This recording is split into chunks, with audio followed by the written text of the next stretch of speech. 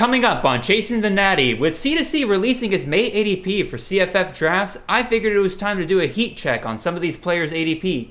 To help us with that, we have prop pick king and CFF writer at Devy Watch, JD Yonke, joining.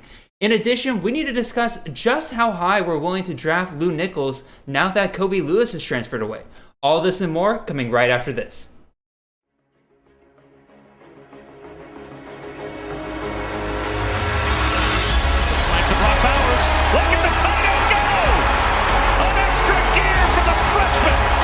Devy looking to Jared Stearns, who makes the catch and scores.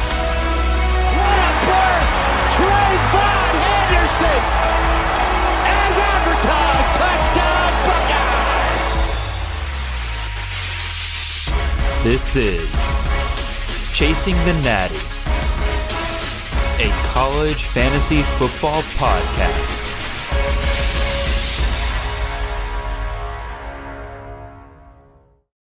All right, welcome in everybody. This is Jared Palmgren, host of the Chasing Natty podcast. I hope you guys are having a wonderful, wonderful drive to your work on this Monday morning or Tuesday morning if you are just catching up on other podcasts and you had to push this off to Tuesday. Don't worry about it. We don't hold grudges around here. We're happy to be a Tuesday morning show as well.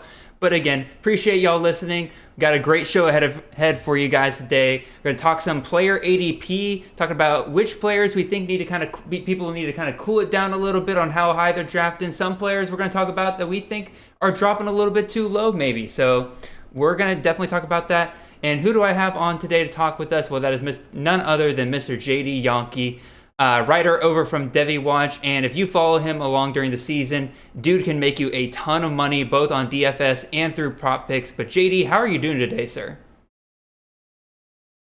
Doing great. It's my first time in on the show, and I'm looking forward to it.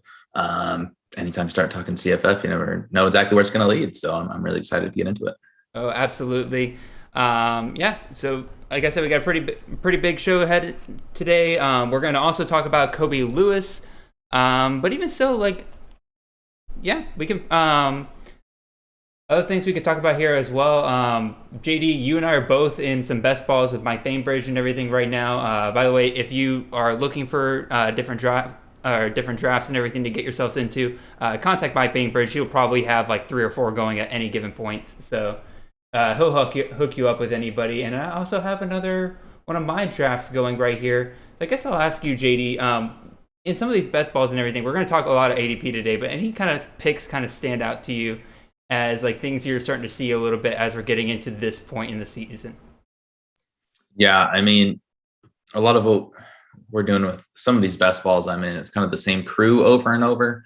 So I don't see a ton of change, but I do like getting out and drafting in different leagues. And I know there's a few dynasty drafts coming up as well, but basically, it's a little all over the place. One thing I've noticed in here, the top quarterbacks are kind of set in stone, but like Caleb Williams is like for sure solidified round 1 in almost every draft now.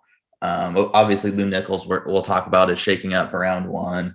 And some of the quarterbacks behind them, like Will Rogers and Quinn Ewers, like they were going round 7, round 8 earlier in this season. And they're going like round 3, round 4, sometimes, round 5. So there's been a little bit of movement lately.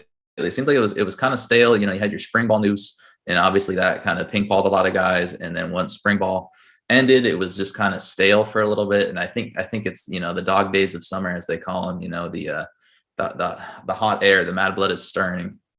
Whatever Mercutio's line is. No joke. Speaking of which, it's getting a little crazy now. I do think you're right. Part of it is that people just want to like change things up a little bit and not have just the same guys go in the same order each round. Like, not that you're ever going to get the exact same order each round, but I do think people are just kind of stirring, trying to figure out like, all right, how can we change this up to see if we can shift how people change their draft strategies. Maybe we all wait on quarterbacks a little bit longer. I think that was a big stir like a week or 2 ago, where like everybody was kind of waiting longer on quarterbacks. You could get a guy like Hendon Hooker or Bryce Young at like the end of the 3rd round. I saw in 1 or 2 drafts.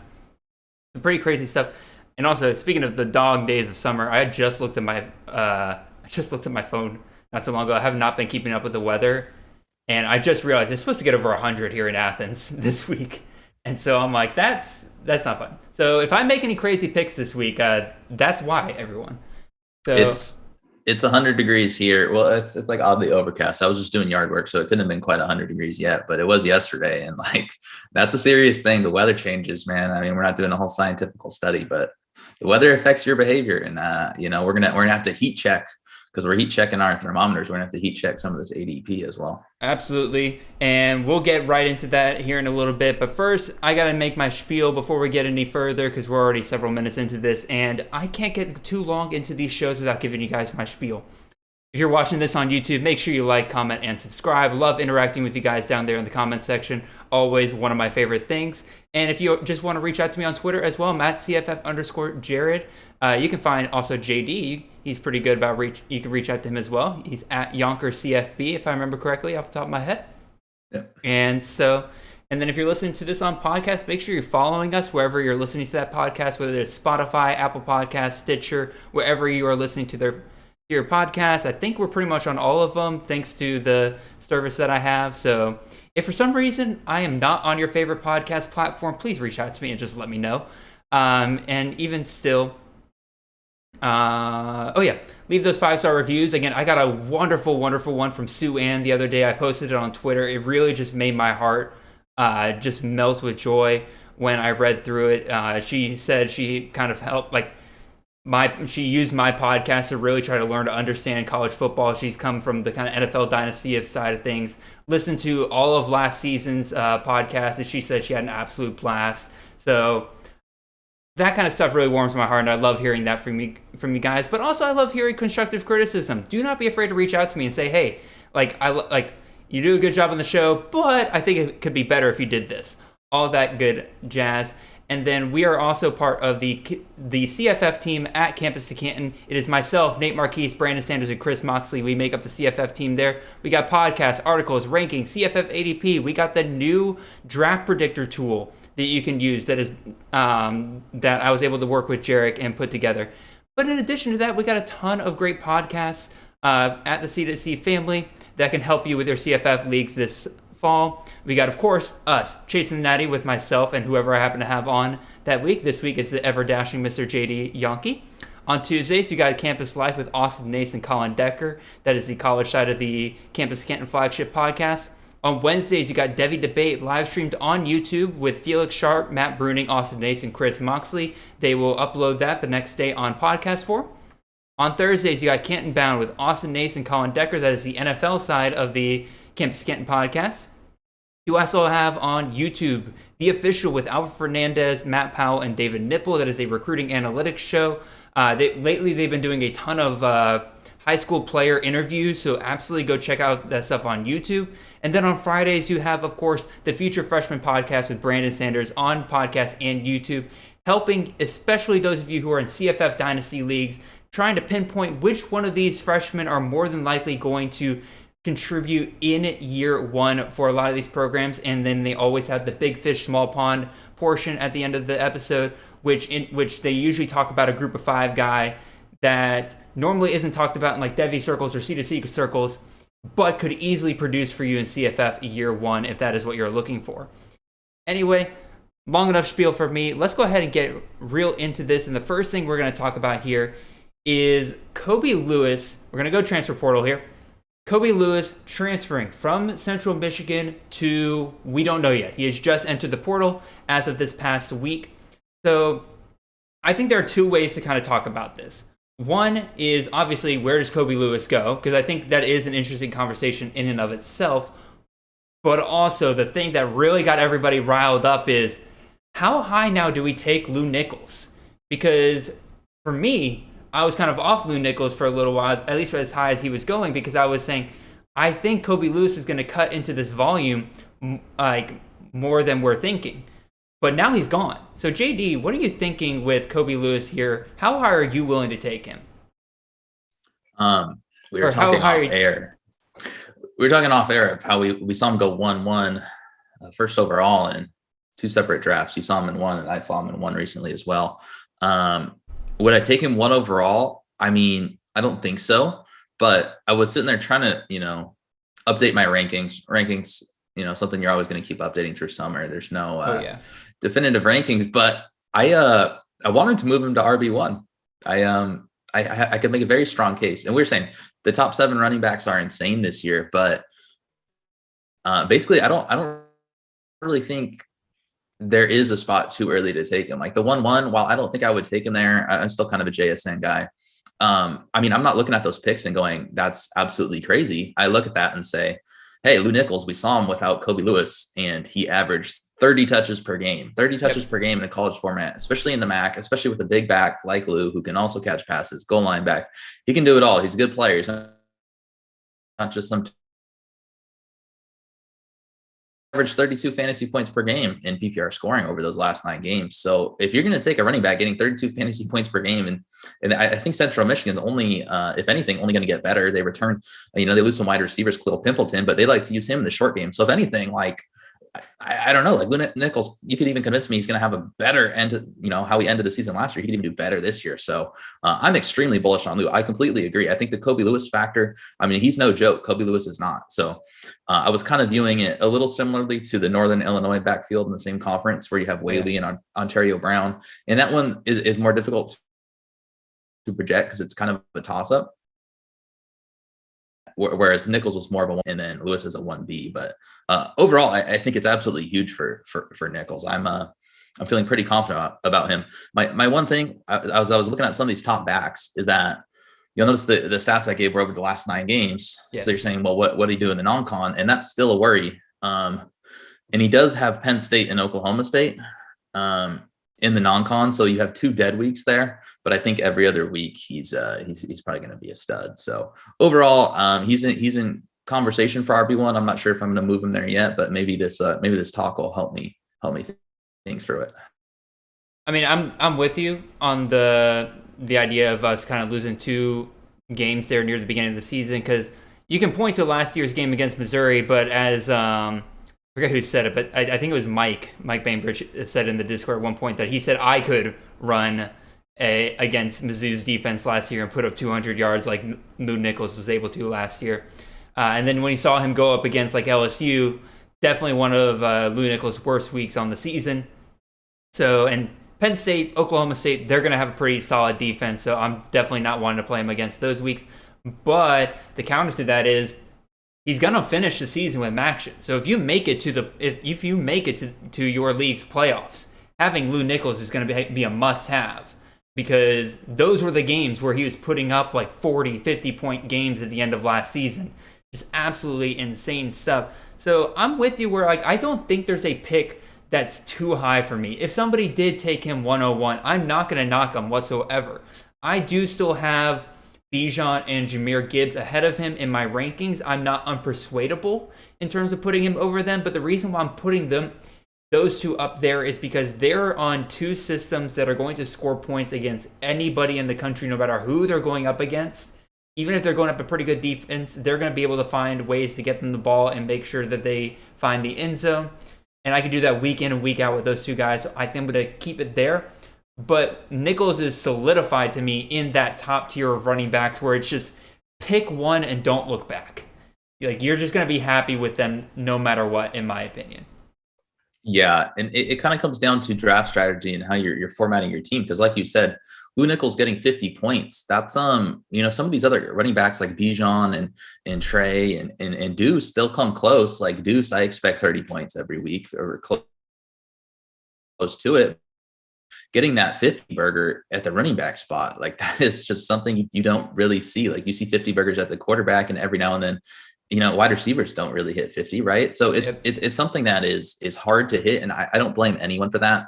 If you can trust yourself and say, hey, I'm going to draft well enough where if it's a season long league and right, it's not a best ball, and you say, hey, those 2 weeks, I'm just going to sit Lew Nichols and I'm going to find it because it's during the non-con. Like during the non-con, you can take some SEC team that's not very good. You can take whoever's filling in for Chris Rodriguez while he's likely going to be suspended. Still, who knows, right? But you can take one of those guys who you wouldn't normally start. And if they're playing a cupcake matchup, that's really not that hard to do. And then if you're in a best ball format, if you say, hey, I'm going to get a few 40-point weeks, maybe a 50-point week out of Lew, it's an interesting conversation. So I pulled up the non-con for those 4 backs because that's what I was trying to decide. And I'm a little higher on Deuce. Bijan has Louisiana Monroe Alabama, and UTSA. So I think you start him probably all those weeks. Yeah. Although Bama's not great, but I think you probably still start him, right? Yeah, I would say so. Travion Henderson has Notre Dame, so tough matchup, but probably still start him. Arkansas State and Toledo, so two very good ones, and one you still start him, so not bad. Oh, yeah. Deuce has a really good one. South Dakota, I believe that's the SD. I think it was South Dakota. I know they play some of those Big 12 schools. Mizzou, who we talked about their rush defense, and Tulane. So you're going to start Deuce every week. And then Jahmyr Gibbs has the best of all those. So Jahmyr Gibbs, I originally had lowest at all these guys just for projected volume.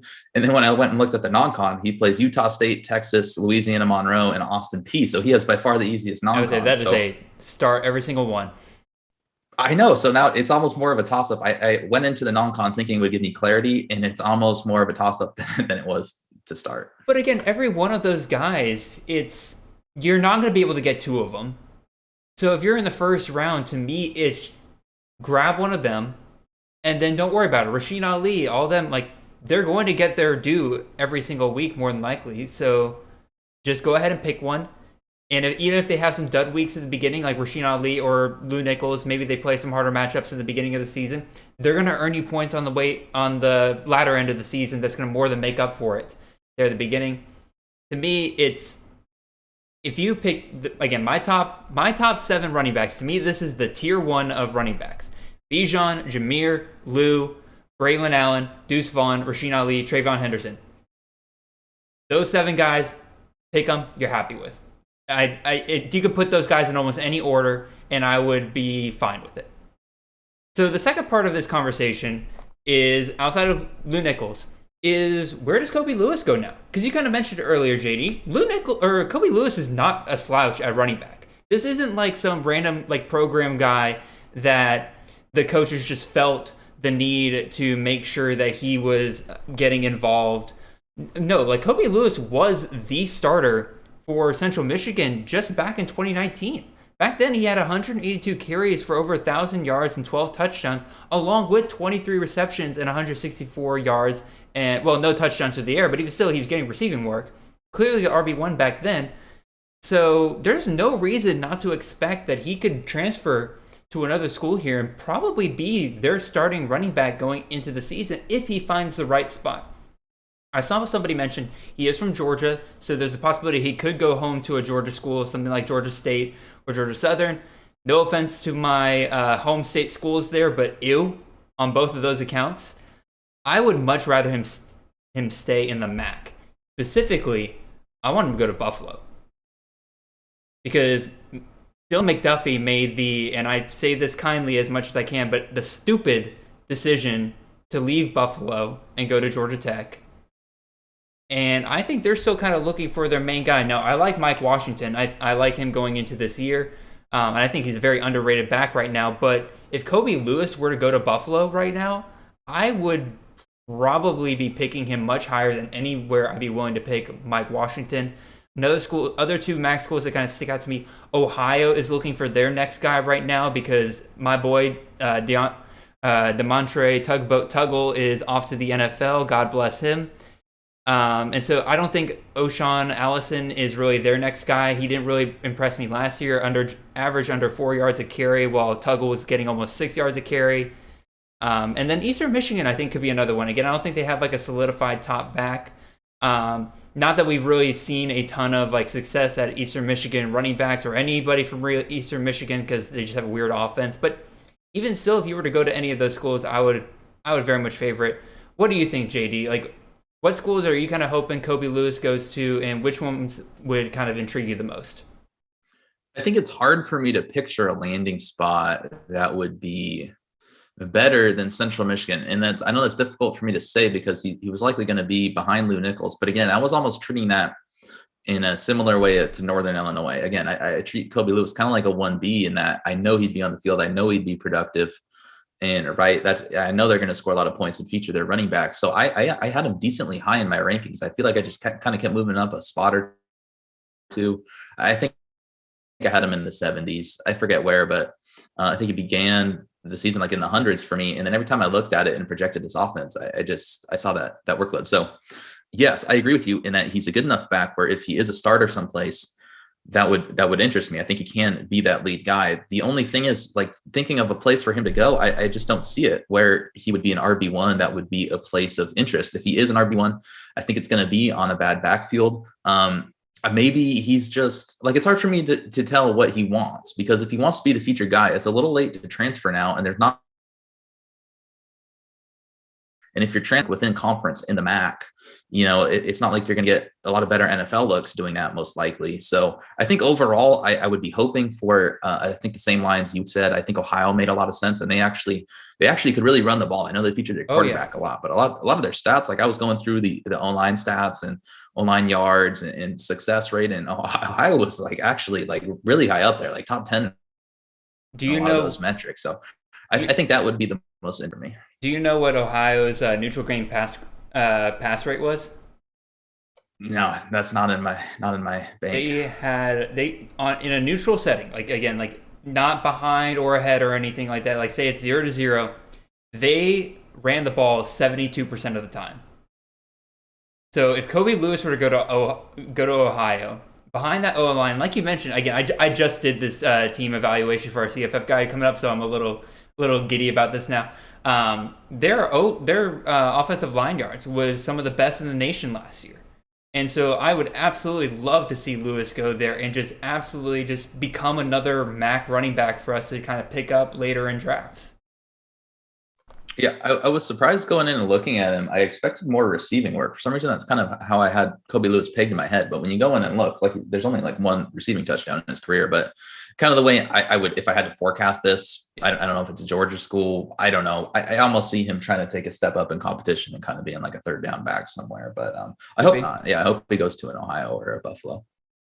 I would definitely love Ohio or Buffalo. Make it happen, Mr. Lewis. Make it happen. You follow me on Twitter, so I'll throw that tweet out there and just say, Kobe Lewis, please go to Buffalo or Ohio. He liked I tweeted something. I quote tweeted it, something about Lew Nichols to the moon or Lew Nichols stock skyrocketed, something like that, and Kobe Lewis liked it. So I was like, I don't know what to say about that. I didn't say anything positive about Kobe. I would say he likes his teammates. What can you say? Alrighty, that pretty much finishes up the transfer portal section here. Again, really only one person to talk about here, but again, great discussion there. Let's go ahead and talk about some of these players who we're going to heat check their ADPs. So I'm going to list who they are. I'm going to give you guys their ADPs from both May and June. The May is public information. As a thank you for you guys listening, I'm also going to give you so far what their ADP has been here in June, if that is kind of a relevant point of conversation for this. So we're first going to start off with my QB4, and that is Mr. Hendon Hooker, quarterback out of Tennessee. His May ADP was 18.5, put him right there in the middle of round 2, and his June ADP was not much different, 18, right there in the middle of round 2. But he has risen from probably like a mid-third rounder in the beginning of the season, or the beginning of the offseason, and is now kind of solidified right there in the middle of the second round. JD, what's the heat check here? Do you think Hendon Hooker is worth that second round pick? Does he belong in that top tier of quarterbacks that kind of get taken there at that first round, tail or beginning of the second round? What do you think here? Yeah, I think he does. Josh Heupel's system, dual threat guy. I understand Velus Jones, but there's still weapons there. And for me, these are the teams I look to target.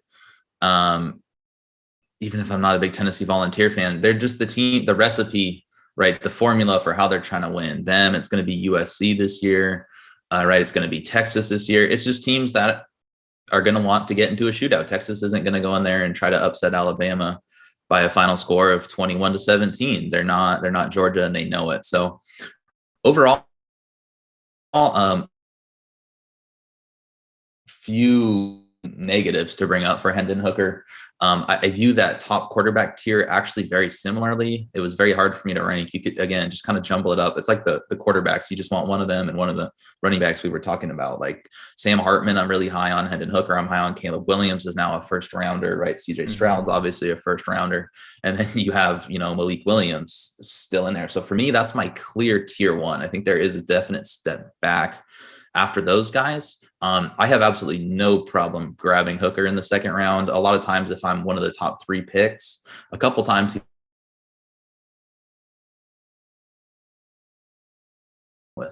with a Hendon Hooker at the end of the second round, or even in the middle of the second round, I see absolutely no problem. I think the upside is sky high. I can only see him getting better. He took a huge step forward last year because I watched a lot of his games at Virginia Tech. I have family who goes there, so watch all their games. And I mean, I never saw this coming whatsoever. He took massive strides forward. The system was huge for him, and I think he's only gonna keep getting better. So yeah, I'm buying.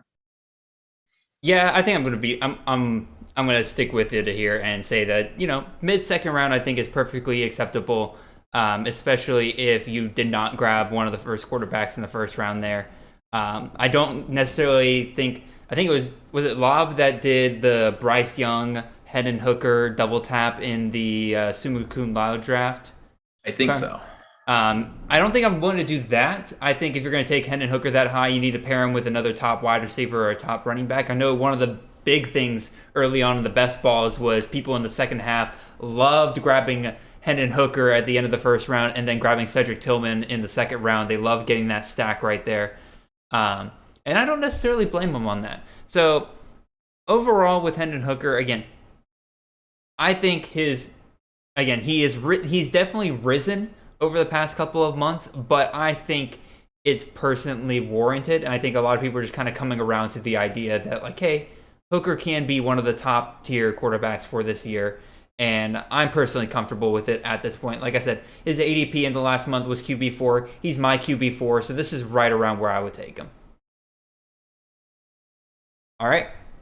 Let's go ahead and hit up another quarterback here. We're going to hit 3 quarterbacks here, 3 running backs, 3 wide receivers, and then we'll finish it off with a tight end there at the very end. So now we're going to move on to Mr. Grayson McCall, quarterback out of Coastal Carolina. His May ADP was 75, which put him in round 7. But his June ADP right now has gotten down at 101.5, putting him in round 9. He's my quarterback 16, but his ADP in May would have put him at the QB 23. It's even lower than that now here in June. So what's going on here? Like you mentioned earlier, JD, this is not like we're in the dog days of summer. We're not getting a ton of news here. What do you think is kind of driving him getting dropped down to round 9 range? And do you think this is getting a little too low? Do you think we need to heat Mr. McCall back up here when it comes to ADP? Yeah, so I'm going to bring up a lot of negatives on McCall for why I think he's dropping. But yeah, there is a but at the end of it, for sure. So as far as why it's happening now, I don't know. I know a lot of like the preview magazines are coming out. I just got Lindy's and Athlon. I haven't read the Coastal section yet, but I mean, he's been out for spring ball. He missed a couple games last year, right? They had Bryce Carpenter step in, and they just kept saying it was an upper body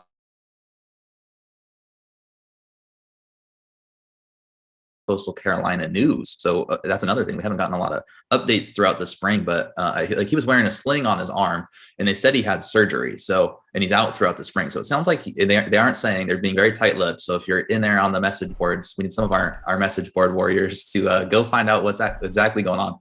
Do you know, Jared? I just know it was some sort of serious sounding injury to his throwing arm. Yeah, I've not been able to find anything definitive, but again, I do think it was definitely something to do with his arm or his shoulder. I can't remember off the top of my head. Yeah. So whatever it is, it doesn't sound great. Okay, so I think that's first, and then the news is that. I was like, we're going to get some more soon. But going in, some of the negatives, basically what makes Grayson McCall awesome is that he's hyper efficient. Like, he is one of the most efficient quarterbacks in college football history. It's not hyperbole. He is. The Coastal only throws the ball. They only threw the ball 24.8 times per game last year. It's just the scheme, right? They have that weird option scheme. And there's just not a lot of volume. So the fact that he's managed to be such a CFF star there is pretty crazy. So that's another negative. That's 2. Going back to that injury, and since it's kind of a number 3, it's kind of a 1A. A lot of his production comes off rushing, right? And he actually didn't run the ball that much last year. I was surprised.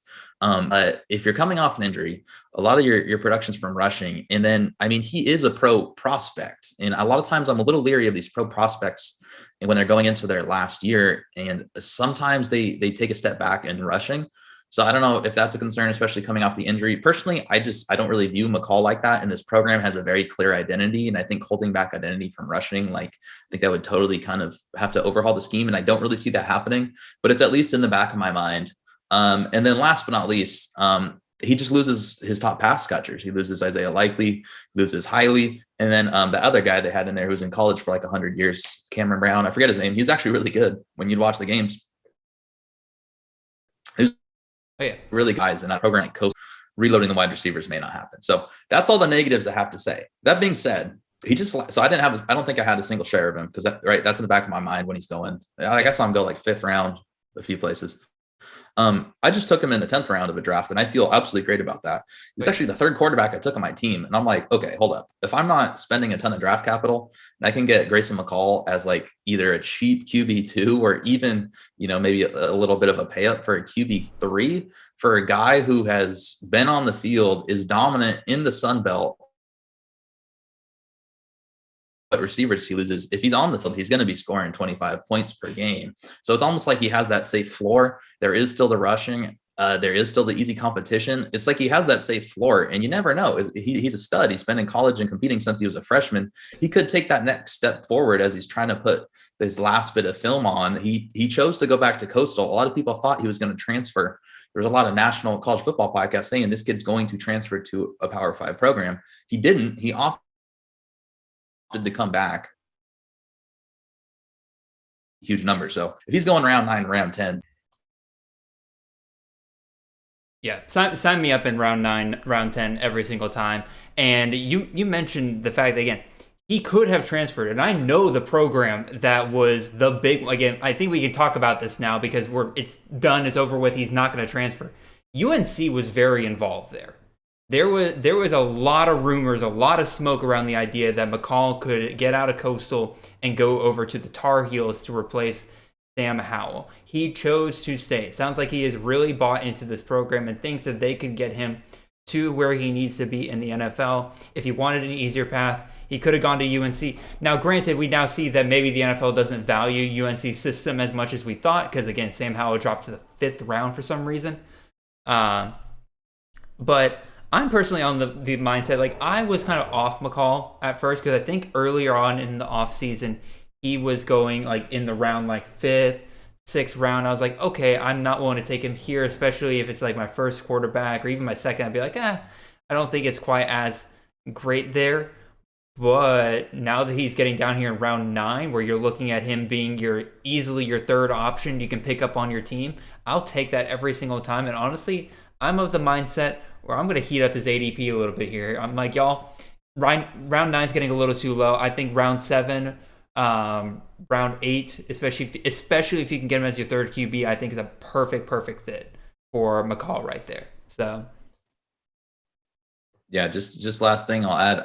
I agree. I mean, everything's always team building strategy, but like you said, if I'm grabbing Grayson McCall as my QB1 and I'm relying on him because I did a 0 QB strategy and I'm already behind the 8 ball on quarterbacks, I'm not necessarily sure that's where I want to do, right? But like, for example, I just took John Reese Plumlee and Cameron Ward in the first 7 rounds in a draft, 2 high upside guys I'm not sure about, and then added Grayson McCall as a 3rd like high upside guy. But like I said, you can be worried about the injury, but the floor, he's going to score 25 points a game. So if one of those Plumlee or Ward doesn't pan out, yeah, I spent 3 picks within the first 10 round on a quarterback I normally wouldn't do, but like that's not that crazy. And even if he's at your QB2, you have right. So I just, there's a lot of flexibility you can go in the 9th and 10th round, whereas that's not flexibility if you're drafting him 6th or 7th round as your QB1. That just doesn't offer flexibility. So I don't know. It's always draft strategy is one thing I always find interesting. I agree 100%. Speaking of those best balls, I believe you are up in the number 10 best ball. So I'll let you make that pick real quick, and then I'll get us started here on the final quarterback we're going to talk about here today. And this one I made a switch at the last minute because originally we were going to do Colin Schlee, and I realized we kind of talked about him a lot here on the program not too long ago. But also I went back and checked the month-to-month ADP just one more time, and I realize that all of a sudden Jake Haener has been shooting up ADP. In April, he had an ADP of 122. So that would have put him right there in like round 10, 11. In May, he has an ADP of 87. And now in June, he has an ADP of 58. So he's gone from round 10 to round 8 to round 5 in the last 2 months. Why the rise now? What's going on here? Is it just the ebbs and flows of drafting? Some people rise and fall during the offseason. But JD, what do you think's going on here? This one boggled me when I saw it. I don't think I know. I know I've seen, like, it's always hard for me to tell. I know he has his fans in the Devy world and NFL prospects. And so I'll just say this. I'm the biggest fan of Jake Haener there is. Fresno, I kind of adopt him. I live, in Central Valley of California, so not too far away. I try to adopt him, try to watch all their games. That being said, like, I don't understand it. He doesn't have rushing upside. The system was a downgrade. I still like Tedford. I still like what that offense is going to do, but the system downgraded. No rushing upside. I don't really get it. Like, I don't understand. He's just fine. QB3, maybe a back end QB2. That if I'm doing like a zero QB, I would feel comfortable grabbing. Because I like his weapons, but I'm not sure. I don't know if it's. I really have no idea where it's coming from. I know some of these magazines, and like I said, this is kind of the age of summer, right? Some stuff's trickling in. I've seen a lot of like Fresno puff pieces coming out on like my Twitter timeline, and I know mine probably doesn't look like other people's. Sorry, it's all college football, but like I saw, a few people post like best offense in the Mountain West, Fresno State, best wide receivers in the Mountain West, Fresno State, best quarterback, Fresno State, best running back. Like I saw a bunch of puff pieces lately. So I don't know. I don't really know what it is, but I don't agree with it at all. I would not take him in the 5th. I would not take him in the 5th. Granted, he, I think, has one of the safer floors out of QBs because, again, he finished last year as the QB 24. So you got to like the fact that, like, he's been there, done it, been a week-to-week producer for CFF players in the past. He's not the QB 24 because he had just some insane weeks that he just popped off. No, it's just week after week. You can probably guarantee a touchdown or two from him. He's going to produce well for you. He's probably going to throw for over 250 yards because that's just the kind of system that he's in. Again, you're right. We go from DeBoer to Tedford, although I think Tedford, based on what we've seen in the past, probably not going to be that much of a downgrade for him. But even so, again, I'm befuddled by this. I'm going to put the ice cube on here. I'm going to say we need to cool off on this ADP here because round 5 is ridiculous. Because let's look at like some of the other quarterbacks that go in round 5. Like, let's look at this best ball we're in right now. In this round, Dillon Gabriel. I'm going to take Dillon Gabriel over Jake Haener every single time. Brennan Armstrong, I'm off of Brennan Armstrong like almost completely. So I'm going to say no. John Rice Plumlee, another very high upside dude. I'd take him in the 5th round probably. Tanner Mordecai, again, if you believe he's the starter, he's easily worth a 5th round pick in my opinion because he was absolutely insane last year. I think, what did he finish as? He finished as the QB9 last year, so like, what else are you going to expect there? He gets Brett Lashley back as offensive coordinator, so. But even so, like, if you were to put Jake Haener in the middle of that, I would definitely be questioning that pick. So. Yeah, for sure. I would take all those guys you mentioned. Quinn Ewers, Cam Ward, Aiden O'Connell, Garrett Schrader, like any of those guys. I mean, and not to pile on Haener, because again, I'm a fan of this offense. It's not that I'm negative. It's just the price. Like, exactly. Like, I think Haener underperformed. He underperformed my expectations. QB24 is fine, but like with Kalen DeBoer, with those wide receivers, with the advantage they had, we saw what he can do, like in that UCLA game, some incredible performances. I think he kind of disappointed last year, and Ronnie Rivers did too. They both had fine seasons, but like you would just expect, they were just that step he did not take. So maybe you're assuming he was close, and now he takes that step with a lot of returning talent and the returning wide receivers, I guess would be the thought process, but that's not really my problem. No, absolutely. Again, I'm keeping the ice cube on this one. Haener, y'all need to cool off on him just a little bit. Where would you say, JD, is where you would be a bit more fine with Jake Haener? I have him as my QB. Where do I have him as? I just saw him. QB 19. So if I remember correctly, that would be roughly put him as that would roughly put him in the like 7th, 8th round for me. I think I'd be pretty comfortable taking him there, especially as a QB2. But what are your kind of thoughts? Where would you be comfortable taking him? He's a guy I view like these guys that I'm fine on. Like it's almost similar to what I said about McCall. Like if he lasts until the 10th, I'll say, okay, there's a really good quarterback and a guy that, I mean, Haener, like you said, he has a floor. He's going to have a good season. How could he not in the Mountain West? It would be shocking if he didn't have a good season. So I would, he's one of those guys, like if he falls to me in the 10th, great. If he falls to me in the 9th, I might consider it. But I mean, I don't think I have a single share of him going right now. And, he's going in the 8th and a lot of the best balls I'm doing. So a little later than some of this ADP, but yeah, he's a guy that would have to fall for me.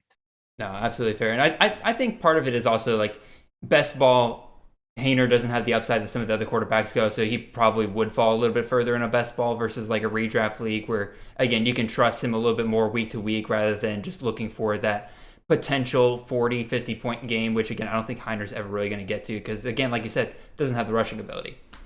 But even so, that's a great point. I like him. A lot of what I'm doing right now is best ball. And when I draft season long, I love the floor. I think if you have a floor where you're going to go out there and both your quarterbacks are going to score 25, both your running backs are going to get you at least 18. Like I think that's how you win leagues because it's a week by week game, and a lot of times we forget that when we're projecting. So I agree with you. That's a really good point.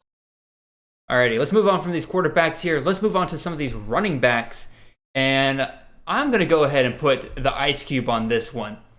Nicholas Singleton, y'all.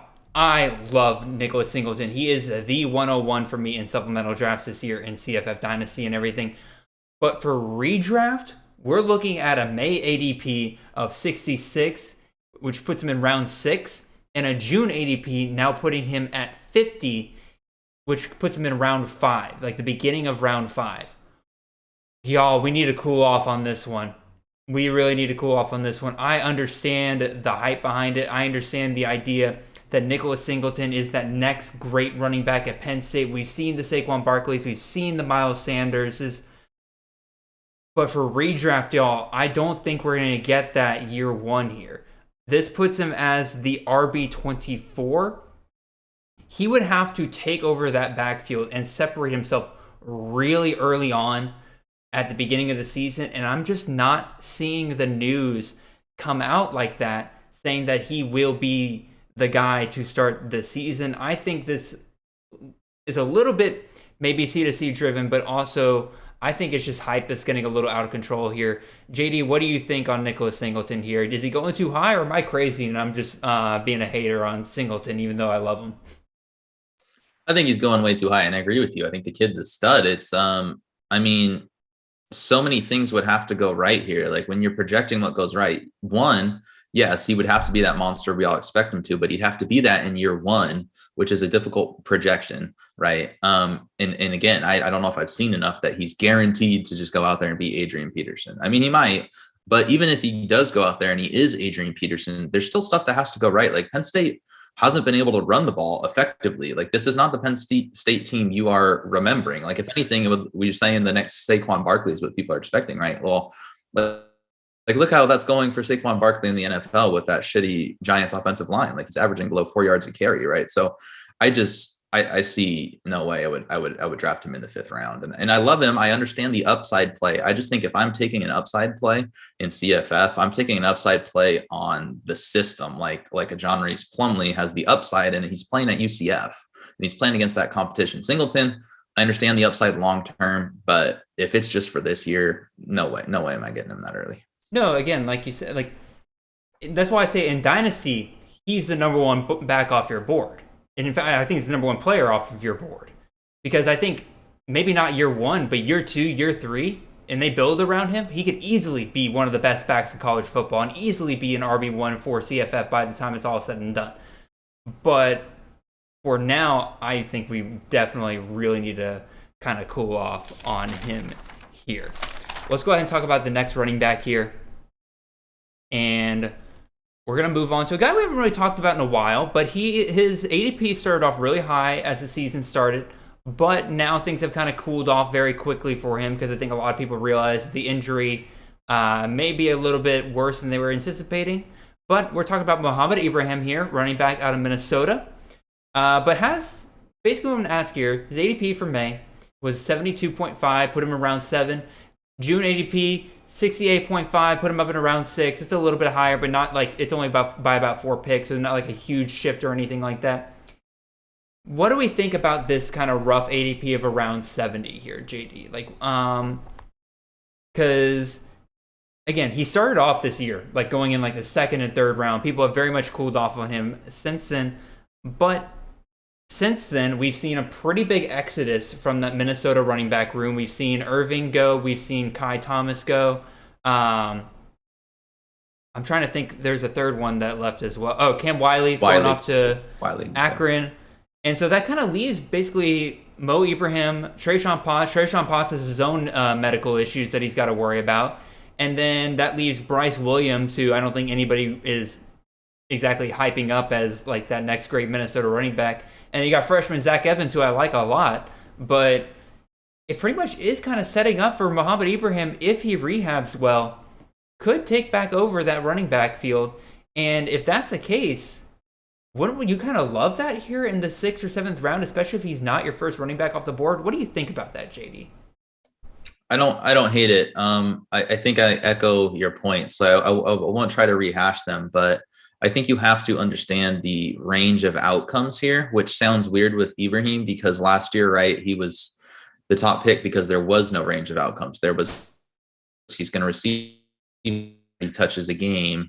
It's like the Lew Nichols thing, right? Except even safer because he plays in a Power 5 conference and there's more news about him, right? That's one of the reasons like Lew Nichols and Rasheen Ali, like some of these teams, you don't have a lot of news. And so it's hard to be 100% confident drafting that early. But I think I agree because the upside is still immense because if he does come back healthy, and I know the Achilles, that is a big if.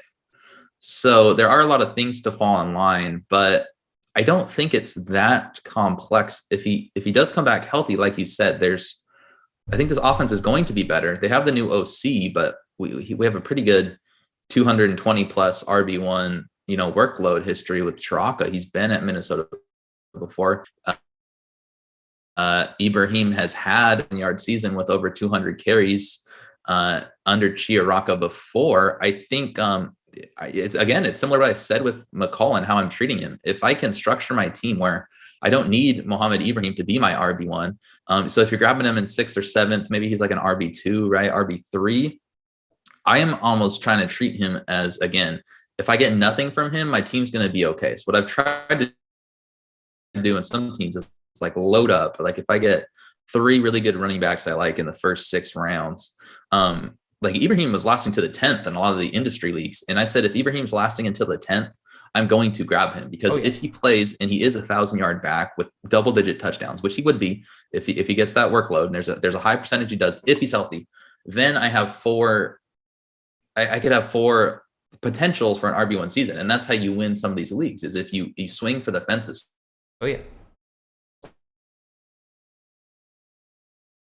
really shoot for, because like I said, I think I do that more. I don't swing for the upsides of Nick Singleton that I don't think are going to pan out.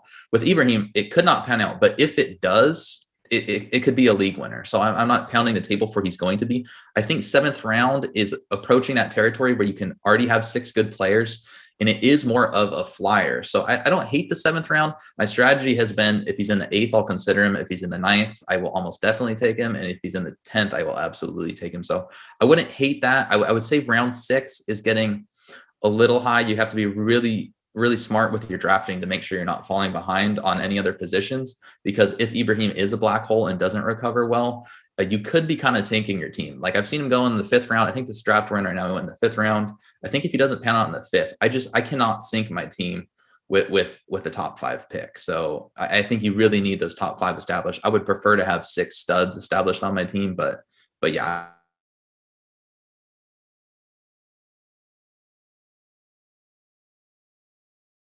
you got cut off there the second. You just repeat that last little bit. Yeah, I just said 7th round feels right.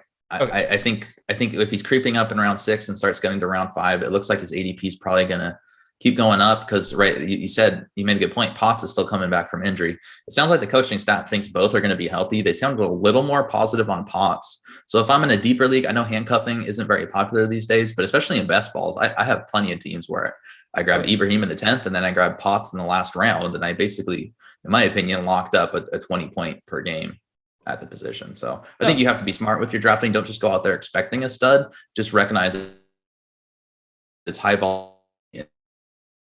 Yeah, there's a reason for how to. Sorry, you got cut off again, so I figured you were done talking. But there's a reason why he dropped down to this round 6-7 range. Like you said exactly right. Like, don't draft him expecting a guarantee. If he was a guarantee, this man would be a round top 5 pick in CFF drafts, like he was last year going into the season. But he's not. There's a lot of question marks around him. And so, like you said, JD, it really depends on who you've already picked ahead of you. If you're going to the 7th round and say you've already picked up like 2 stud running backs that you feel like are can't misses, yeah, take a shot on Mohammed Ibrahim. Especially, again, 7th round, you're picking up your flex at that point. That's going to be your guy that you're kind of pulling in and out of each week anyway, more than likely, depending on the week. So if you're picking Mohammed Ibrahim as your flex, and it turns out you got a week-to-week starter, hell yeah, gotta love that in the 7th round. But I agree with you. Getting him into the 5th round where you're starting to say he is one of my top 2 running backs on a 2 running back team, I can't say I'm on board with that.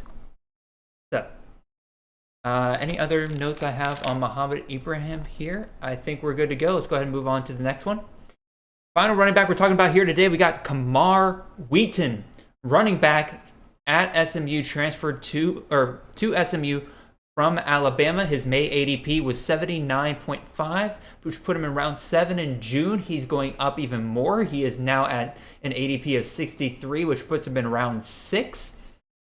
Normally, I would just blame Josh Chevalier here for skewing the ADP, but he was only in one of these drafts. So this is a legit shift among people to be buying more into Camar Wheaton. I just realized the graphic says Camar Wheaton, so my apologies to everyone on that.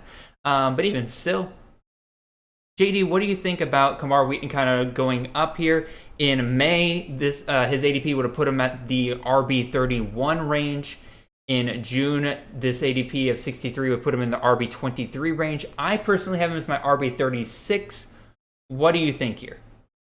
He's one of the most difficult players to rank for me. I don't really think I have a share of him yet. In a lot of the leagues, you're right. Like if Josh is drafting, he's not. People take him in the 4th and 5th round. So I think it's only going to keep going up. And I can see why. So on one hand, I understand he's a 5-star transfer down. Usually see a transfer down and it's like, okay, he's a 3 or 4-star and you're intrigued. No, he's a 5-star transfer down from Alabama to SMU, which is a prolific team with an easy schedule. So absolutely every single box is checked for me. And I have no doubt SMU is going to score a ton of points. So, and on one hand, it's almost pretty safe. On the other hand, why I'm not 100% sure, I did think he was overrated as a prospect. So I don't treat him like a 5-star, but still, maybe you're right, a 4-star. That's still a pretty big deal. Oh, yeah. At this scheme, Lashley's scheme, they've only really had a good RB1 performance in only one of the last 4 years. That was obviously a huge year when Xavier Jones had 23 touchdowns, but I'm not sure. I think Wheaton does probably have the receiving chops, and even I'm just saying, basically you can do a forest in the trees thing. I think I need to simplify it and just look at, hey, he's a huge talent in a great system that's going to run a lot of plays and score a lot of points in a good conference for CFF. So I think overall I am bullish. I think I need some shares because the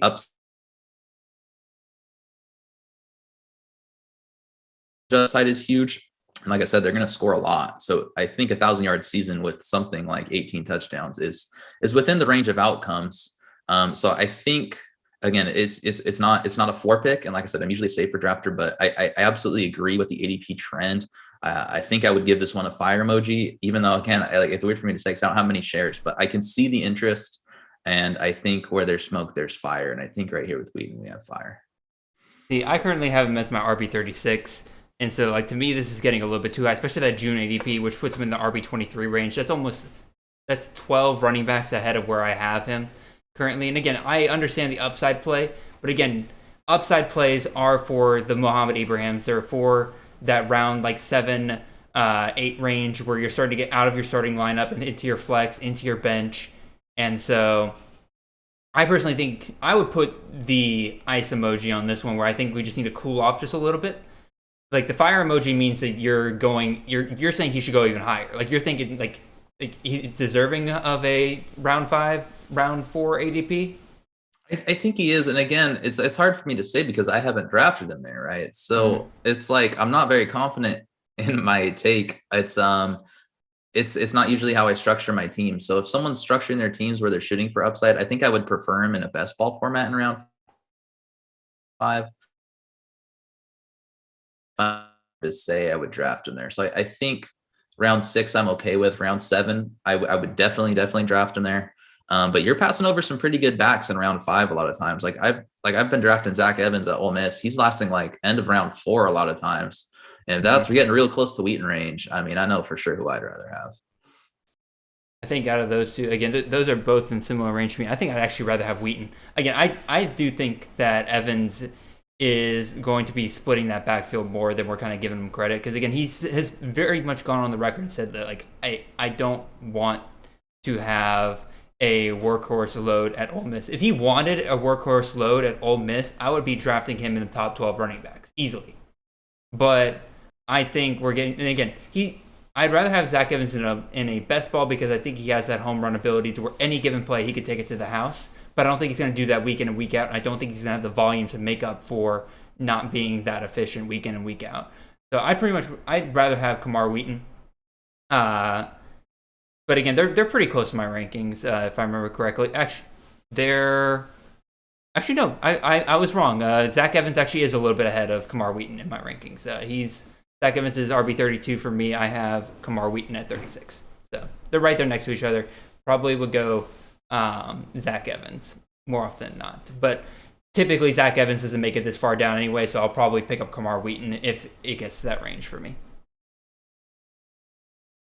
All right, that pretty much finishes up the running backs for us. Let's talk about some of these wide receivers here. This one to me, I had to put on here because the ADP of Jordan Addison has been interesting to me all summer or all off season.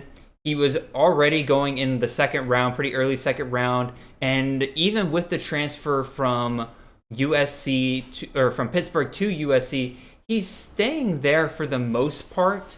Because again, May ADP of 15 puts him at the beginning of round 2. June ADP slight uptick to 14, still keeps him in round 2.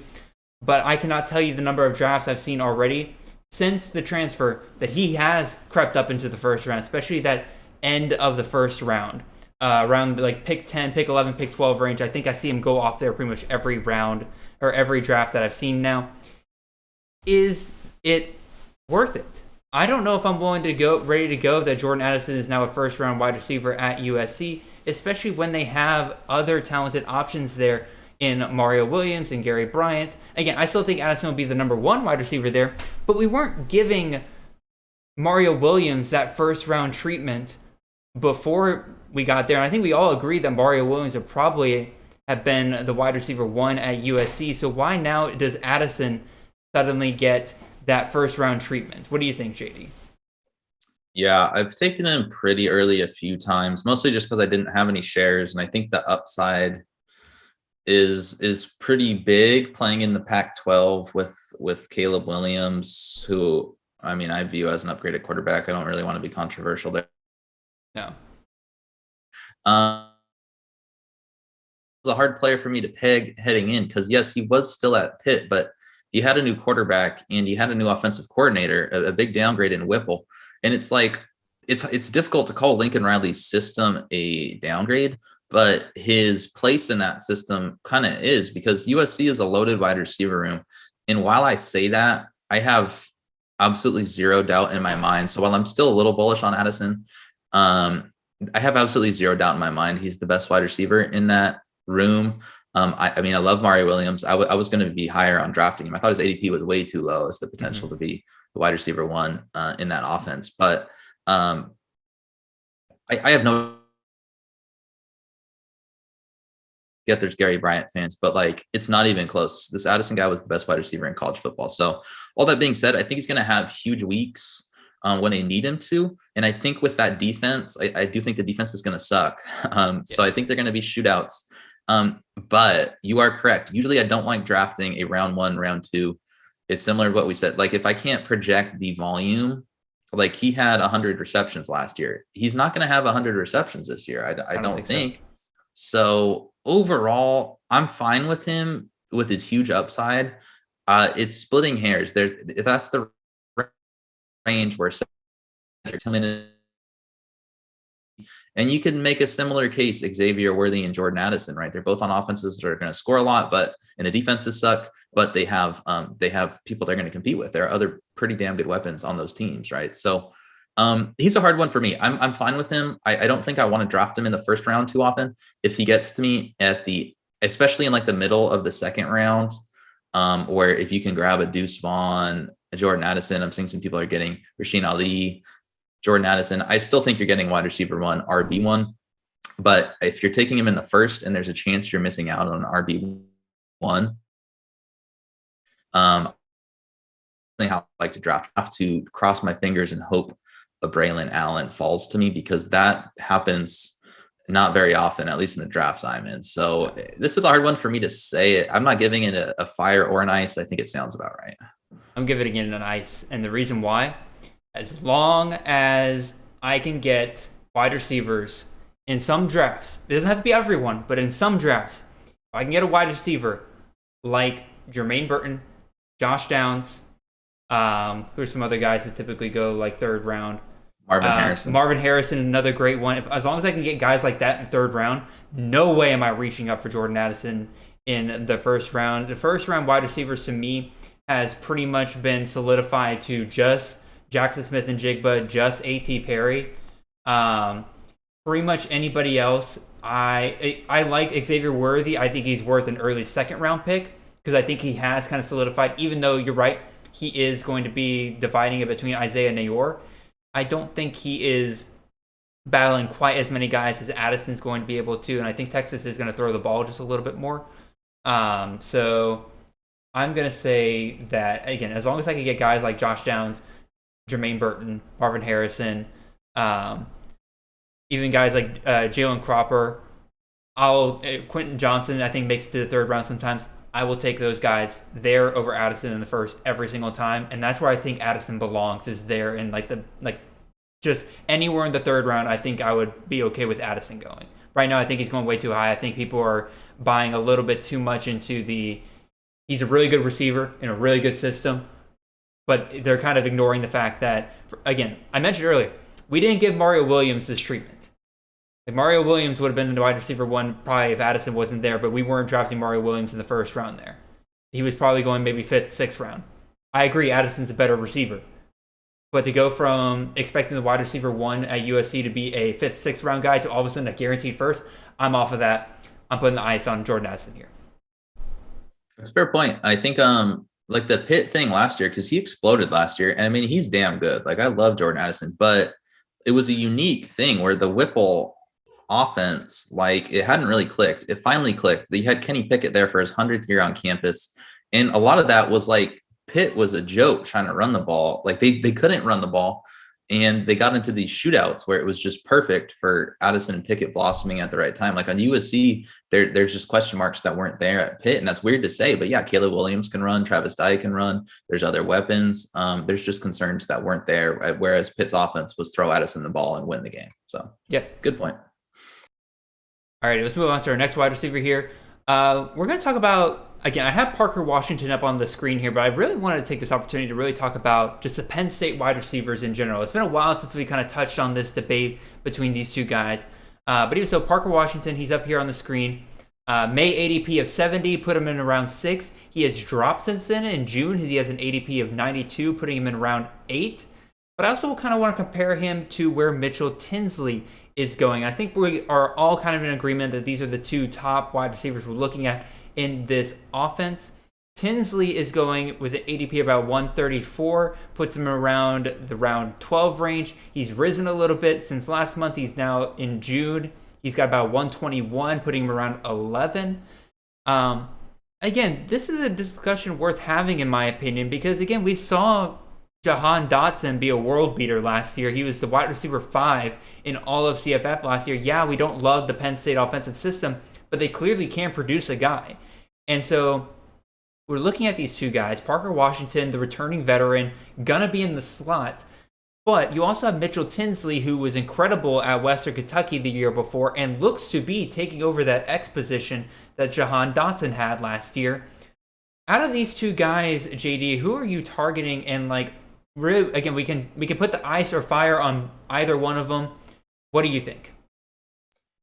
Yeah, I mean, Parker Washington is going too high for my likings. He's a good player. I understand it, but that's not really how I look at drafting, right? You have to project the roles they're going to play in the offense. And you're correct. That's my line of thinking. I don't know who's going to be the alpha, but from what we've seen in this offense, Tinsley would be more likely to slide into that Jahan Dotson role. So I'm a little conflicted because it seems like Tinsley should be value, and I think he has big upside, but he's a transfer up. And I think Jahan Dotson just quite simply was one of the most underrated players in college football heading into last year because he ran a slow 40 time or something and people didn't think he was that good. And he was a freak of nature. So I don't really think Tinsley's a freak of nature. I know the system can support a wide receiver 1, but I think that's more been about them just having freaks.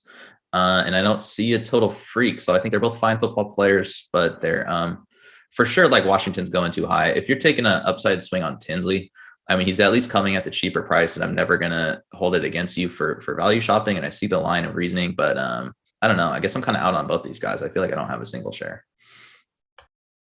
No, I have definitely been hesitant to pick either one of them, but I think I'm starting to come around on the idea of picking up Tinsley. Again, if he's going to go round 11, round 12, we're out. Again, I mentioned before, we're outside of me trying to pick my starting lineup, going for the swing for the fences here. I'm probably going to be more interested in taking the guy who is taking over the same position that Jahan Dotson took over last year. Again, I like the talent of Tinsley. I think him coming in, I was a little worried that people were going to overhype him and he wouldn't even be a starter for Penn State because of the step up in competition. Very clearly, it sounds like the coaching staff want him to be a starter for them. So that's already good news for me right there. And Parker Washington, again, he did fine last year. Let me see if I can look up what his finish was last year. He finished as the wide receiver 101 last year. So I say fine, but like, again, that's actually kind of horrible for CFF purposes. But even still, like, if Tinsley maybe isn't as good as Dotson, and Parker Washington can get some more looks in this offense, maybe you're looking at a guy who can finish like top 70, top 60 in CFF this year, but you're not looking for that in round 60 or in round 6. You're looking for that in round 10 or 11, which is right around where Tinsley's going. I say Tinsley, I'm going to put the ice on Parker Washington. I'm going to put a small baby fire on. So again, we'll put ice here, and then we're going to do small baby fire for Tinsley. So that's how I'm kind of feeling about it. What do you think, JD? I think I agree. I kind of talked myself into Tinsley here a little bit, but I think you could make a case for this Penn State offense taking a jump up because you mentioned Nick Singleton. James Franklin mentioned he's making an emphasis to improve the run game. Well, you should have done that a while ago, Franklin, but that's okay. Right. And then you have talented wide receivers, and you can talk shit about Sean Clifford all you want, but I mean, you look no further than Kenny Pickett. I'm not saying he's going to be the next Kenny Pickett, but when you've started this many years, you have this much experience, it does count for something. And then Mike Yurcich, I mean, I don't know. I had big hopes for him when he got to Penn State, and now it's year 2 in the system. You can make a case this offense takes a step forward. So I think I'm okay with the emojis. I do think both of these guys kind of eat into each other's workloads. I agree that Tinsley probably is not going to be Jahan Dotson, whereas, Clifford just locked in on Dotson all year. Like, there's a chance a lot of that work goes to Washington, but there's also a chance, I mean, just trust the system. And if he's sliding right into there and he's going for cheaper, I think that's good business in the long run. And that's how you should be handling your investments, is long-term thinking. So I don't hate it at all. Yep, I definitely would agree. let's go ahead and first of all get rid of these emojis off the screen. So bye-bye and bye-bye. All right, and let's hit up our last wide receiver here. We got one more wide receiver, and then we're going to talk about one tight end. We got Rashee Rice, wide receiver out of SMU, second SMU player we've talked about here today. His May ADP was 51, which put him in round 5. His June ADP, though, is 39, putting him there at the beginning of the 4th round. JD, what do you think about this? Because I just saw you pick him as at your 309 in our best ball that we're doing right now. So clearly, I think you're thinking of putting a fire emoji here. What are you thinking, sir? It's funny. That's what you would think. That's actually my second share of Rice, and my other one came, I think, yesterday morning. So I don't know if I give it a fire emoji. So here's why I picked him in the 3rd round. One, I just wanted a share of him because I didn't have any, and he was going a lot higher than I had him ranked. That's for sure. He was. And 3rd round, I don't have him ranked as a 3rd round wide receiver, but right, ranks aren't always everything. So let me explain why I wanted some shares. It's very simple. It's Rhett Lashlee. They're going to score a lot of points. We have 4 years of history for Lashlee. And in those 4 years, his wide receiver 1 has averaged 85 receptions for over 1,100 yards and 10 touchdowns. And it's been pretty consistent. We've seen some blow up years in there too. They're going to run with pace. He's going to have a good quarterback, whether it be Stone or Mordecai, probably Mordecai, but who knows? And there's talent around him, and you know, rising tide lifts all boats. I see that they have a ton of transfers, and that's why I'm worried. It's a very talented, very loaded, very confusing wide receiver room. And I think that's why I originally had Rice ranked below that, the wide receiver rooms. And he hasn't been at the top of the pecking order in those receiving rooms, right? So that was my initial concern. That's why I had him ranked. Eventually, just looking at that wide receiver 1 history, I know they're going to have a very, very, very productive wide receiver, and none of those transfers has really stepped up or has really shown to be the guy. They just keep bringing more in, which tells me that they're not super confident with what they have. So whether that be Rice or the guys behind him, I more took it as an indictment on the guys behind him. I've kind of talked myself into Rice. He's the most experienced. He's been there. He's played with Mordecai. I've just said, okay, I'm somewhat confident. He doesn't need to be a world beater to put up over 1,000 yards with 80 receptions and double-digit touchdowns. So I don't want to give him a fire emoji just because there's so much uncertainty. They've recruited well. They have Roderick Daniels. They have Dylan Goffney, right? And if either one of those guys had shown me more their freshman year, I would talk myself into them being the wide receiver 1. And the transfers, again, none of them have stepped up. So the only reason I'm not giving him a fire emoji is that I'm like not completely sold. He's like the guy, like talent wise, I'm not sold he's the guy, but yeah, I don't want him as my wide receiver 1. I'm trying to say, because I'm draft, I have him as my wide receiver 1, and that's the first time I've done that. The other share I got with him, I waited until the end of the 4th round, and I had already had 2 other wide receivers I felt confident about, and that was kind of like the Mo Ibrahim strategy I was talking about, where if I could say, hey, if Rice hits, now I have 3 1,000-yard wide receivers. So that's more how I'd like to approach it. I love the 5th round. I think I couldn't let him slip past the 5th round just because, just volume, just numbers wise, I have to pull the trigger. My brain will allow me to not do that. In 4th, like 3rd round, like it's like it doesn't make me feel good. This draft, I didn't feel great about taking him there. 4th round is kind of in between. So I'm on either, like if he's 5th round, I'm giving him a fire emoji. If he's 3rd round, I'm not quite on ice, but I don't know. What's your take on Rice? So I really like that May ADP of late 4th, early 5th, because that's where right about where I had him. He was the wide receiver 18 in May. He's my wide receiver 18. I'd be willing to bump him up a spot or 2, but not too far. In June, he's currently the wide receiver 13. I'm not ready to say that Rashee Rice will be a wide receiver 1 for the year. And I like him a lot. I would say I was on him a little bit earlier than some people, because a lot of people are like, oh, kind of like how you mentioned, JD, they're bringing so many guys. Like, are we really sure that like they're that confident in Rashee? Rashee was the name I just kept hearing over and over and over again from the beat writers. And so I'm agreeing with you that that's them bringing all those guys in was more of an indictment on the guys behind Rashee. So I think Rashee's going to be an incredible pick for anybody this upcoming year. I'm just not willing to pick him in the early 4th round, especially, again, you picked Rashee Rice in the 3-9. After him, Marvin Mims went off the board. I'd probably be more comfortable with Marvin Mims, especially as the wide receiver 1 in a Levy offense. Dante Cephas, Stephon Cobbs, Zachary Franklin, those are all guys that I love. They all went later into the 4th round. I'd take probably all those guys over Rashee Rice. But again, it's not too far off. If Rashee then gets into the 5th round, I'll be all over Rashee Rice in the early 5th round. The thing that's painful for me, and why I said that pick was painful, like I didn't have any wide receivers. All the quarterbacks, like you took Will Rogers. So like all of my tier 1 gone, right? And I'm sitting there, I'm like, damn, because Marvin Harrison went 3 picks before Rashee Rice. And like, I feel so much better about Marvin Harrison, like not even close, so much better about him in the 3rd round than I do Rice. It's just, sometimes the board doesn't fall that way. So I don't know, Marvin Mims, and I agree with you, it's like there's 2 great wide receiver systems because they were top of my queue.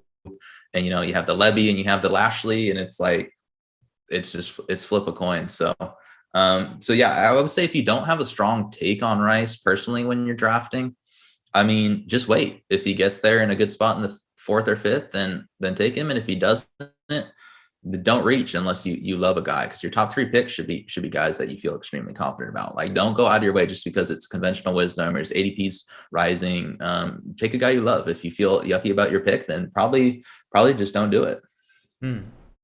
So overall, with everything, I'm gonna put the ice on here, but we're gonna go baby ice cube. So I think a slight cool off here for Rashee Rice, but not much. Again, I'm advocating he's going like his June ADP is early 3rd or early 4th, late 3rd right now. I'm advocating for him to be taken like late 4th, early 5th. I think I'm more of just asking like, let's stop the rise here. I'm okay with the idea of him going like early 4th if people really love him. But I think you're going to start getting into territory of you're making a bad value pick if you go much higher than where he's going right now. So we're going to talk about one more guy here that we don't have an official graphic for or anything, but JD, you mentioned right before the show you do want to talk about him, and I mentioned to you I thought it was crazy when I saw him go 4-5 in this best ball that we're both in right now. And that's Brian Cobbs, wide receiver out of Utah State. And a lot of people who've listened to this show for a good while here are probably looking at me being like, Jared, are you about to tell us, like, the guy that you promoted for the Utah State wide receiver room, you're going to tell us to cool off on him? I'm going to say, yes, I am. I was totally off of an Xavier Williams when people were drafting him really high for the Utah State wide receiver room. I am now going to say cool off on Brian Cobbs, especially if you are thinking about taking him in the 4th round. Guys, you can wait on the Utah wide receiver room. I love Cobbs. I think he has the best shot to be the wide receiver 1 for Utah State this upcoming year.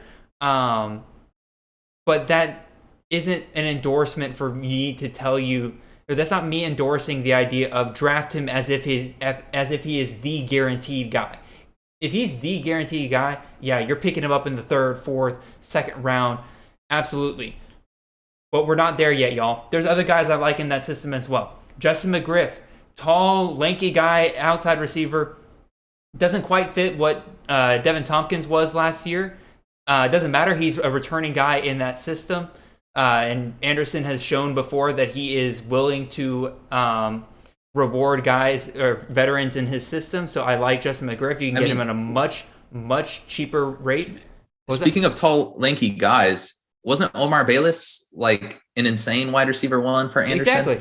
And Jonathan Adams was an outside guy too. So yeah, I think a lot of people like they're not going in on Tompkins last year. And why I didn't have enough of him is he didn't look like the big imposing guys that Anderson has had in the past. And I looked like a fucking idiot for saying that. Sorry if I wasn't supposed to curse. I look like an idiot. So I would just say a lot of you can overtalk yourself looking at these body types. It is important. But unless you have like a very solid history, I would say sometimes it's the forest and the trees thing. So anyway, sorry, you're making good points. No, and it's a similar point. Brian Cobbs, he's 6'2". I mean, Tompkins last year was less than 6 foot. Like, I still like Cobbs the best out of the group, but even still, like Justin McGriff, another guy you can grab much later and probably has, I don't say as decent of a chance. Again, I like Cobbs the best, but he's a decent enough chance where I'm going to take him over where Cobbs is going in the 4th round every single time. Terrell Vaughn.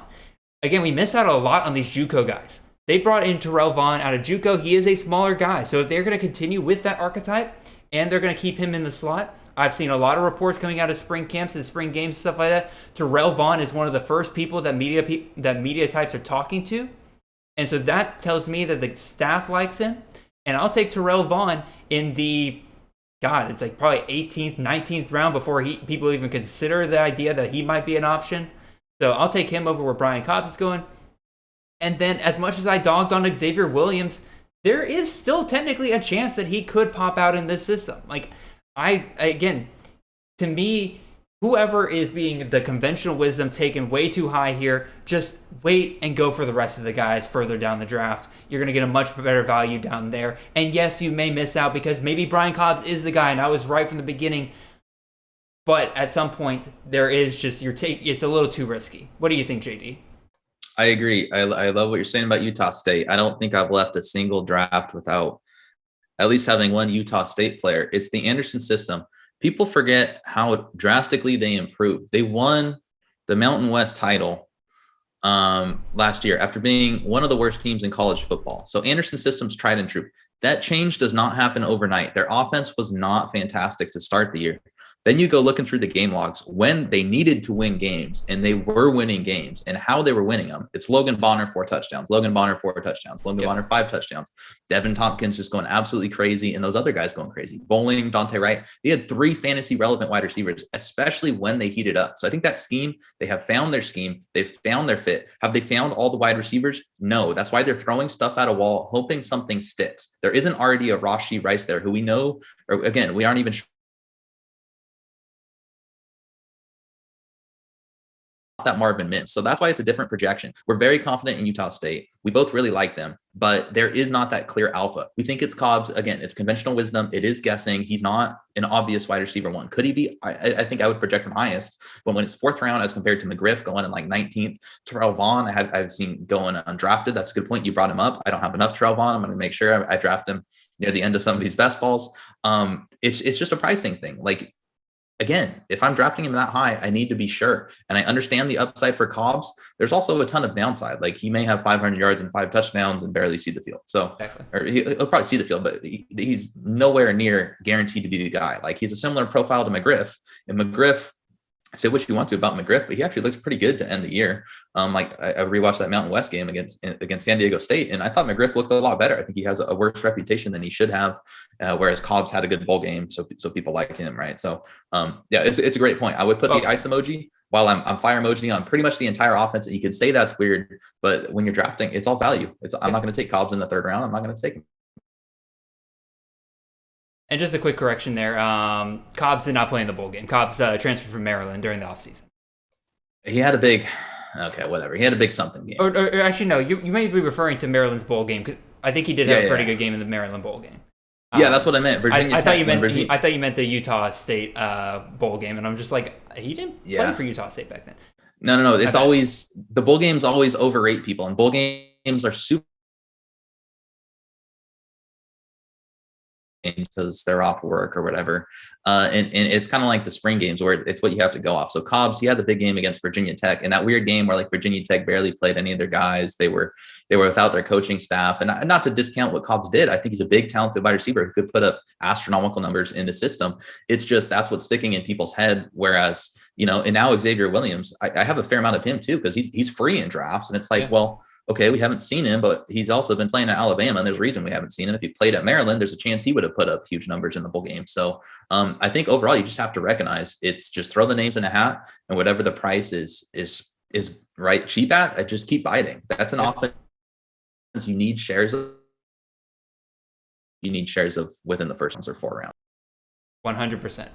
All right, let's hit up our last guy here. Going to hit up one tight end, and it's the tight end. It is Michael Mayer, tight end out of Notre Dame.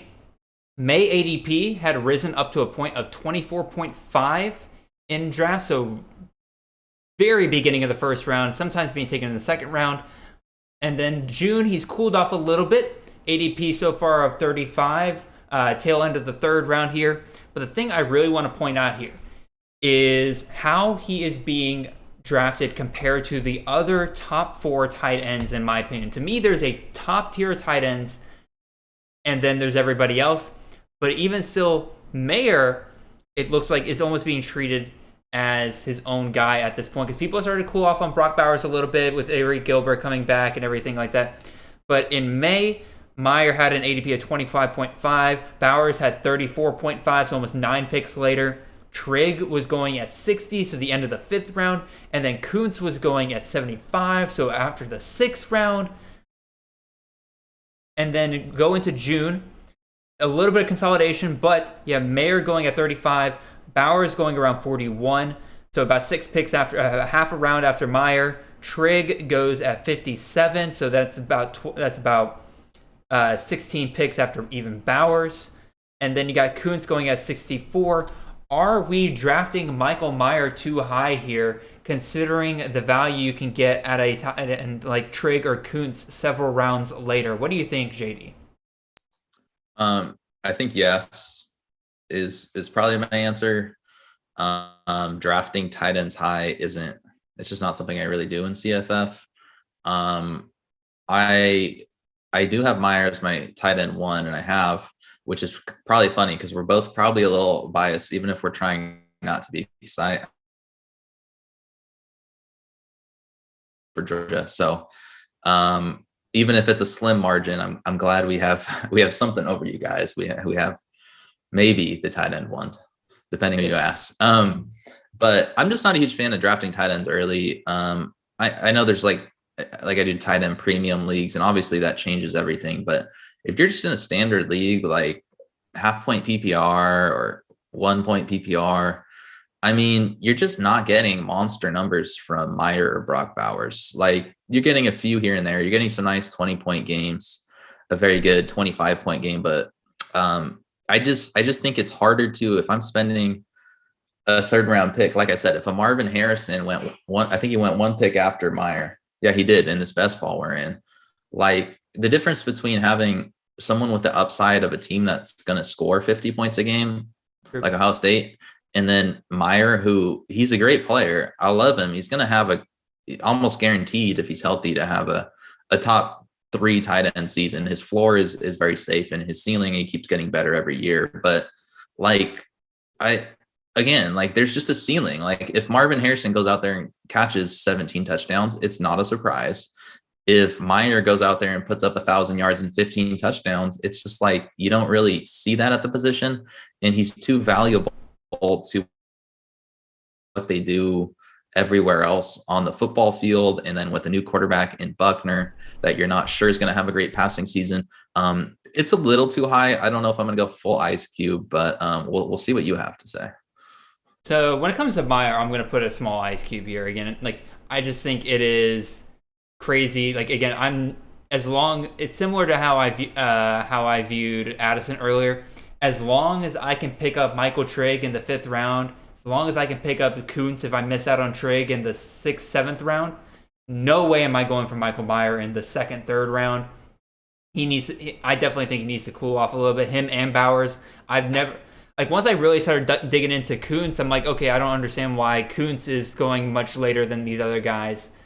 And now that Trigg, again, I fell in love with Trigg, and now his ADP has skyrocketed to the point where he's the clear consensus tight end 3 at this point. I will take both of those guys over Mayer and Bowers going much earlier in the 2nd and 3rd round every single time. But in terms of the idea of an early tight end, I have gone back and forth on this because I got people like you who are in my ear saying, like, hey, the tight end doesn't score that many points for you week in and week out. True. But also I have people like Chris Moxley and Kevin Brown in my ear who will sit there and tell me, like, yeah, they don't score that many points, but there's a positional advantage to having a guy at tight end that you know is going to get you at least 10 points every single week, like roughly 10 points every week, versus a guy that you're hoping maybe even gets to 10 points and you're stuck with them consistently getting you like 5-6 points. That may be like having a guaranteed guy at that position that is so hard to predict. I think there's something to that, but I'm also kind of with you where like at some like that becomes more valuable once you get out of your top 4 or 5 guys that you're drafting in a draft. I'm willing to reach up a little bit for Michael Trigg because I'm just falling in love with him, and to me, I grabbed him this best ball in the 5th round. Happy as can be on that, 100%. But in terms of Meyer and everything, I'm definitely putting the ice cube here and just saying like, cool off. Let's bring these top 4 tight ends of Meyer, Bowers, Kuntz, and Trigg. Bring them all together. I don't care what round it is. I said this I think last week where if the other three are gone, the other 3 tight ends are gone, it doesn't matter what round it is to me. I'm picking up that 4th guy with my next pick because I think there's a huge drop off after those guys. So I don't even care if it's all in the 1st round. If everybody decides that there's going to be all 4 tight ends are going off in the 1st round, I'll probably draft the 4th tight end off in the 1st round. But I don't think that's going to happen. If it settles around the 5th round, 6th round, I'm happy as a claim. I'll take tight ends at that point all day long. That's a good point. And I think I want to echo that because that's mostly how I view drafting tight ends, because like Kuntz went in the 6th round of this draft.